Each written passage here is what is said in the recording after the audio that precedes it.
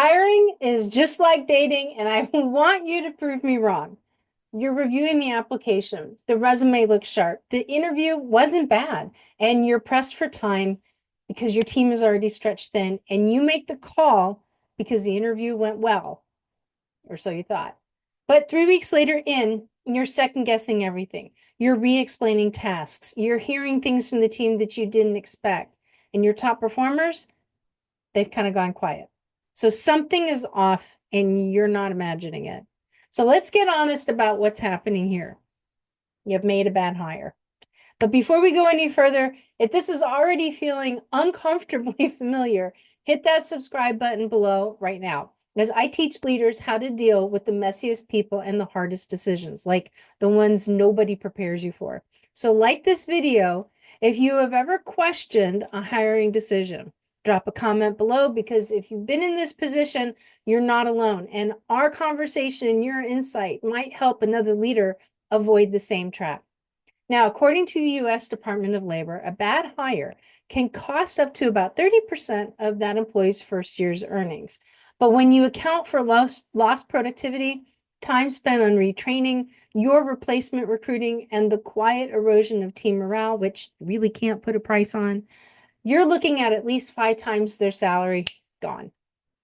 This just isn't about performance. It's about the hidden flags leaders overlook because they're focused on potential instead of the patterns that end up leading them to a proper conclusion. The hiring signals that get missed in the rush to fill a seat, those are the same ones that turn into the costly challenges weeks later. Now, does this sound familiar to you? Do you find yourself constantly clarifying instructions? They lack the initiative and critical thinking, and then often this stems from some sort of reward for compliance, but not necessarily problem solving that you learned was part of their past role. And that cost, you're now spending hours reteaching what should have been handled independently and losing valuable momentum in the process. Other team members start avoiding collaboration with them. Poor interpersonal skills or passive aggressive behavior start to rear their ugly head. And often it's the result of some sort of unaddressed entitlement or chronic insecurity. It begins to isolate your team, it slows down workflow, and fosters frustration that nobody wants to name, but everybody feels. They do just enough to meet the minimum, but never more. They have a transactional mindset. They've already learned to see work as a trade of time for money, not a value for an opportunity. And when that mindset spreads, initiative drops across the board. And with your newer, easily influenced employees, they're moving right along with them. You're fielding complaints or subtle comments from top performers. The new hire is either dragging down productivity or breaking team trust, usually caused by inconsistency, unreliability, or arrogance. And when your best people see that nothing's being done, they eventually begin to check out very slowly. They blame circumstances or others when their outcomes fall short. There's low personal accountability, often learned in environments where failure again was punished. So now deflection is a defense mechanism. But that defense now becomes your leadership migraine. They require more emotional management than performance feedback. Fragile self-concept, feedback feels like an attack, so they prioritize protection over growth. Now your time is split between coaching the behavior and coaching the reaction to the coaching. They follow rules to the letter, but miss the big picture. They have fear-based compliance. And that often stems from rigid work cultures where thinking differently was discouraged or penalized. So what happens next? Creativity flatlines. Now you're second guessing your decision weeks into their onboarding. Your gut has spotted something in your process that didn't, and early symptoms like avoidance, vague responses, or overselling were overlooked during hiring. That doubt that you feel is not just in your head, now it's in your culture. Now, most of the times these signs actually show up in the application process. You just have to recognize them before they cost you $1. Problem is, they're really easy to dismiss when you're focused on filling a seat instead of protecting the standard. So here are some of my tips to help you catch red flags early before they grow into full-blown problems. First, You should always be reviewing the resume and a formal application for positions that are not classified in the C-suite. Now, those positions are obtained very differently. So resumes, I'm going to be honest with you, they're billboards. They are designed to sell. They're often inflated and carefully curated. Now, the application, on the other hand, is where you verify facts, timelines, and intent, and it grounds the story in reality and reveals whether they're detail-oriented or just hopping if you won't look very closely, right? The application also requires the candidates to attest that everything that they've submitted is accurate. And that signature matters because if you uncover dishonesty down the road, it gives you grounds for disciplinary action or even termination. In a resume, it can't do that. The application is where the accountability begins, and the extra paperwork, I promise you, is so worth it. So here's what happens when red flags are ignored at the highest level. In Australia, a woman in the news landed a $185,000 a year job with a government agency by lying on her resume. She didn't just exaggerate, she fabricated her education, her work history, and even posed as a former employee to provide a glowing reference for herself.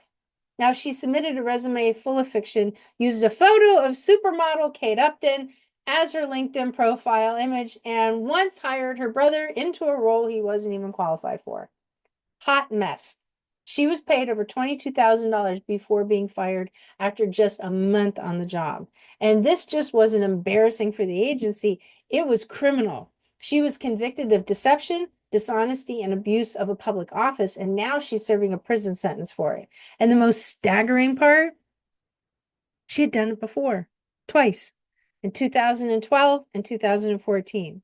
So this is what happens when leaders rely on surface impressions and skip verification. So what happens when the application isn't reviewed or red flags are explained away.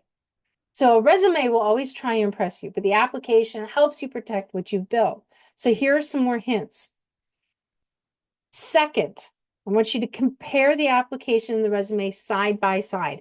If the application says see resume, they're already cutting corners because professionals who do the bare minimum when trying to get hired rarely go above and beyond once they're hired.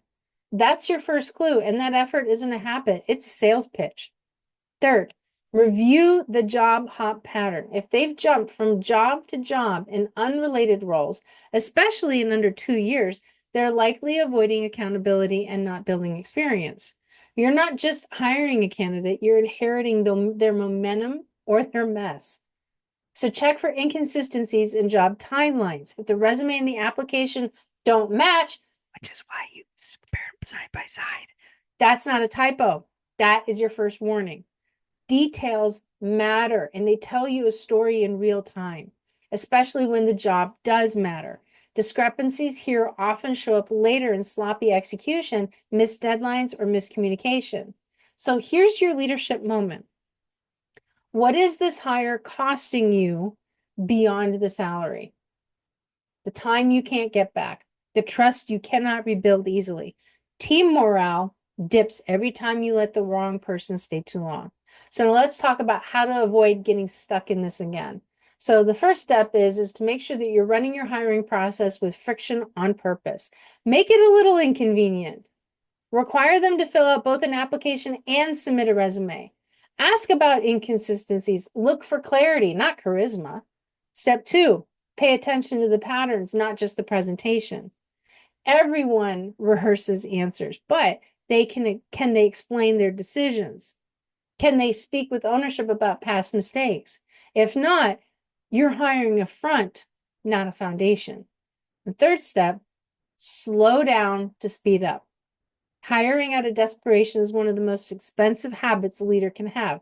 Take an extra week to check references deeply, cross-check check dates, compare the tone between documents. If someone gives you even small signals of avoidance or vagueness, dig deeper. And step 4, trust your gut, but verify it with data.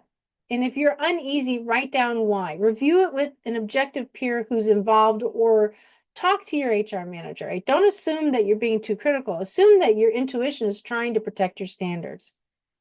You don't lose momentum in one big mistake. You lose it in the compromises you allow, in one weak hire at a time. So if you like this video, if you've ever questioned a hiring decision, subscribe to the channel if you want strategies to lead high performing or just even standard teams and navigate the hard calls most leaders avoid.